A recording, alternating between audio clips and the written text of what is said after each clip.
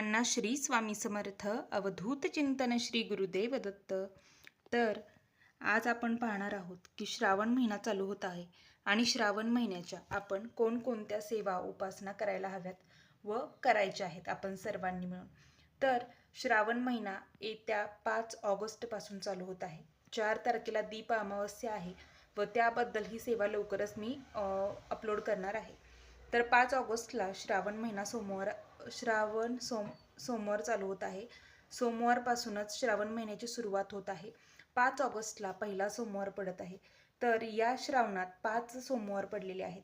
तर श्रावण महिना पवित्र महिना समजला जातो आणि या महिन्यात आपल्याला भगवान शिवांच्या अनेक उपासना करायच्या असतात, सेवा करायच्या असतात. जन्म देणारे ब्रह्मदेव आहेत, पालन करणारे भगवान विष्णू आहेत आणि आपल्याला मोक्ष प्राप्त करून देणारे हे भगवान शिव आहेत. तसेच आपण आपल्या दैनंदिन अडचणी दूर करण्यासाठी भगवान शिवांच्या ही सेवा उपासना करत असतो. त्यामध्ये येते ते शिवलीलामृत पारायण. जसं गुरुचरित्राचं पारायण हे गुरुचरित्र कामधेनू आहे, त्याच पद्धतीने शिवलीलामृताचं पारायण हे मनोवांछित फळ प्राप्त करून देणार आहे. तर ज्यांना शिवलीलामृत पारायणाला बसायचं असेल तर त्यांनी सर्व नियम अटी पाळून शिवलीलामृत ग्रंथाच्या पारायणाला बसावं. तर शिवलीलामृत हा ग्रंथ आहे. तर तुमच्याकडे नसेल तर श्रावण चालू होण्यापूर्वीच तो आणून ठेवा. तर शिवलीलामृताचे पारायण कसे करावे यापूर्वी व्हिडिओ माहितीचा अपलोड केला आहे. लवकरच तोही मी माहितीचा व्हिडिओ अपलोड करेन की शिवलीलामृत पारायण कसं करायचं. तर एकतर पहिली सेवा तुम्ही काय करू शकता. आजच्या व्हिडिओत आपण एवढंच पाहणार आहोत की आपण श्रावण महिन्यात काय सेवा उपासना करायच्या आहेत व करू शकतो. तर ज्यांना जसा प्रॉब्लेम असेल त्या पद्धतीने तुम्ही यापैकी कोणतीही सेवा करू शकता. मी सर्व सेवा सांगते याचा अर्थ असा नाही की तुम्ही सर्व सेवा करायला हव्यात. तुम्हाला जी इच्छा असेल ती सेवा तुम्ही करू शकता. तुमच्या सोयीनुसार तुम्ही ही सेवा करू शकता. पहिलं तर श्रावण महिना म्हटलं की कडकडीत मांसाहार वर्ज्य करायचं आहे. तर आपण एकतर शिवलीलामृत पारायण करायचं आहे. दुसरी सेवा म्हणजे तुम्ही श्री स्वामी चरित्र सारामृताचे 51, 108 जर तुम्हाला पारायण करायचे असतील, 21 पारायण करायचे असतील, 11 पारायण करायचे असतील तर तुम्ही अवश्य या पवित्र श्रावण महिन्यात करू शकता. त्याचबरोबर अनेक जण गुरुचरित्र पारायणाला बसतात. ज्यांना सामूहिक सेवेमध्ये भाग घ्यायचा असेल तर त्यांनी आपल्या केंद्रात सामूहिक सेवा श्रावण महिन्याच्या पहिल्या दिवसापासून संपूर्ण श्रावण महिना रुद्राध्यायाचं पठण आपल्या केंद्रात होत असतं. प्रत्येक सोमवारी रुद्र अभिषेक असतो. तर जरूर सामूहिक सेवेत भाग घ्या. तसेच ज्यांना संकल्पयुक्त आरत्या करायच्या असतील 108 आरत्या आपल्या जे काही तुमची इच्छा असेल ते बोलून 108 महाराजांच्या आरत्या पूर्ण केल्या तर या आरत्या आपल्या केंद्रात होतात आणि आपल्या नित्यसेवेच्या पुस्तकातील आरती तुम्ही नित्यनियमाने आपल्या घरात करायची आहे. शंकरांची आरती करा. त्रिकाळ आरतीपैकी एका तरी आरतीला केंद्रामध्ये हजर राहा.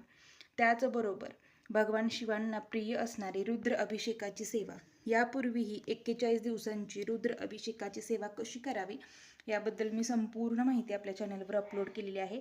तर पिंडीवर रुद्र अभिषेकाची 41 दिवसांची सेवा तुम्ही करू शकता किंवा दररोज काहीही संकल्प न करता रुद्र अभिषेक महादेवांच्या पिंडीवर करू शकता किंवा फक्त सोमवारी सुद्धा तुम्ही रुद्र अभिषेक करू शकता. तर त्याचबरोबर शिवपंचाक्षरी स्तोत्र असेल किंवा शिवमहिम्न स्तोत्र असेल, शिवस्तुती असेल, यापैकी तुम्ही कोणतीही सेवा करा, मनोभावे करा, यथाशक्ती यथाभक्ती करा. तर शिवमहिम्न स्तोत्र जे आपल्या नित्यसेवेच्या पुस्तकात आहे. 12 ज्योतिर्लिंग स्तोत्र हे प्राकृत संस्कृत दोन्ही आहे. शिवमहिम्न स्तोत्र प्राकृत संस्कृत दोन्ही आहे. हे आपले केंद्राचं नित्यसेवेचं पुस्तक आहे. तर यामध्ये सर्व स्तोत्र मंत्र दिलेले आहेत. त्याचबरोबर शिवलीलामृत ग्रंथाच्या शेवट बघा शिवस्तुती सुद्धा दिलेली आहे. तर शिवस्तुती ज्यांच्या तोंडपाठ असेल त्यांनी अवश्य म्हणा, ज्यांची नसेल त्यांनी सुद्धा दिवसातून एकदा तरी श्रावण महिन्यात शिवस्तुती वाचा. शिवस्तुती खूप प्रभावी आहे आणि याचा अनुभव मी पाठीमागेही घेतलेला आहे. तर ज्यांना शक्य नाही की बाबा आपण शिवलीलामृत पारायण नाही करू शकत पण महिन्यात एकदा तरी या पारायणाला बसा, नाही शक्य त्यांनी शिवस्तुती वाचा, शिवमहिम्न स्तोत्र वाचा, 12 ज्योतिर्लिंग स्तोत्र वाचा किंवा तुम्ही जे शिवपंचाक्षरी स्तोत्र आहे तेही अतिशय प्रभावी आहे. तर त्याचं वाचन 11 वेळा करायचं आहे. तर ही सेवा झाली. त्याचबरोबर महामृत्युंजय मंत्र पठण करायचं आहे. आपल्या नित्यसेवेच्या पुस्तकात दोन्ही मंत्र दिलेले आहेत. तर महामृत्युंजय मंत्र तसेच शिवगायत्री मंत्र आपल्या नित्यसेवेच्या पुस्तकात दिलेला आहे. तर तो शिवगायत्री मंत्रसुद्धा तुम्हाला जप करायचा आहे 108 वेळा किंवा 108 वेळा महामृत्युंजय मंत्र तुम्ही म्हणू शकता. ही झाली महादेवांची सेवा. गुरुचरित्र, स्वामीचरित्र किंवा शिवलीलामृत तुम्हाला ज्या यापैकी कोणत्याही पारायणाला बसायचं असेल तर अवश्य या श्रावण महिन्यात तुम्ही बसू शकता. त्यानंतर नवनाथ भक्तिसार, आपल्या दिंडोरी प्रणीत जे नवनाथ भक्तिसार आहे तर ते महिला वाचू शकतात. जसं की मूळ गुरुचरित्र महिला वाचू शकत नाहीत, तसंच मूळ नवनाथ पोथी महिला वाचू शकत नाहीत. त्यातील काही मंत्र अतिशय प्रभावी आहेत. त्यामुळे आपल्याला केंद्रातून नवनाथ भक्तिसार उपलब्ध करून दिलेला आहे.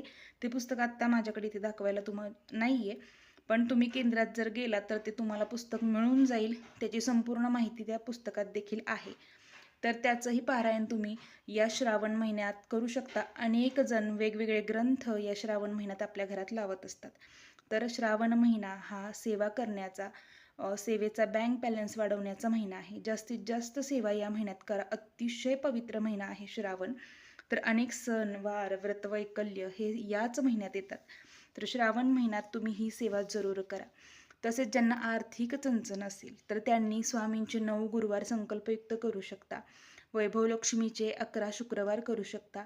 संकल्पयुक्त तुम्ही हवी ती सेवा या महिन्यात करू शकता. त्याचबरोबर आपण बऱ्याच महिला सेवेकरी ज्या केंद्रात नेहमी जात असतील तर त्या श्रावणामध्ये बघा 11 सत्यनारायण, 5 सत्यनारायण, 7 सत्यनारायण ज्यांना घालायचे असतील त्यांनी अवश्य सत्यनारायण पूजन सुद्धा आर्थिक परिस्थिती चांगली होण्यासाठी किंवा आर्थिक चणचण ज्यांना असेल त्यांनी अवश्य या श्रावण महिन्यात 11 किंवा तुम्हाला यथाशक्ती करू शकता 5, 7, 11 अशी सत्यनारायण करायची. म्हणजे संकल्प सोडून सलग 5 दिवस 7 दिवस सत्यनारायण करायचं आपल्या घरात. तर ती ही सेवा लवकरच मी तुमच्या सर्वांसोबत शेअर करेन. तर श्रावण महिन्यात तुम्ही जास्तीत जास्त सेवा करा. तर अशा आणि हो महत्त्वाचं, भगवान शिवांचा 5वा अवतार असणारे काळ भैरवनाथ, तर त्यांची सेवा करायला विसरू नका. जर घरात सतत कोणी आजारी पडत असेल, बाहेरचा त्रास असेल, अपघात वगैरे असं वारंवार कोणासोबत घडत असेल तर दिवसातून एकदा काळभैरवाष्टक वाचायलाच हवं. काळभैरवाष्टकामुळे आपल्या कुटुंबातील प्रत्येक व्यक्तीचं संरक्षण स्वतः काळभैरवनाथ करत असतात. तर काळांचं काळ असं त्यांना म्हटलं जातं, काळभैरवनाथ. तर भगवान शिवांचे ते 5वे अवतार आहेत. तर त्यांचीही सेवा करायला विसरू नका. आणि श्रावण महिन्यात जास्तीत जास्त सेवा उपासना करा, कारण हा महिना अतिशय पवित्र आहे आणि या महिन्यात तुम्ही जास्तीत जास्त सेवा करा. घरी जमेल तर भगवान शिवांची आरती घरातही करा. ज्यांना शक्य आहे त्यांनी केंद्रात जा, कारण केंद्रातल्या आरतीच्या वेळेस महाराजांची दृष्टी जेव्हा आपल्या मस्तकावरती पडते तेव्हा पितरांचं असेल किंवा कोणतंही जे वलय असतं वाईट शक्तींचं ते प्रभावून कमी करण्याची ताकद ही महाराजांच्या आरतीत असते.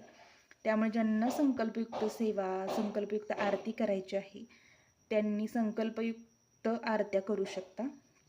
आणि महादेवांच्या पिंडीवर रुद्र अभिषेक कसा करावा याबद्दल संपूर्ण माहितीपूर्वक व्हिडिओ लवकरच मी घेऊन येणार आहे.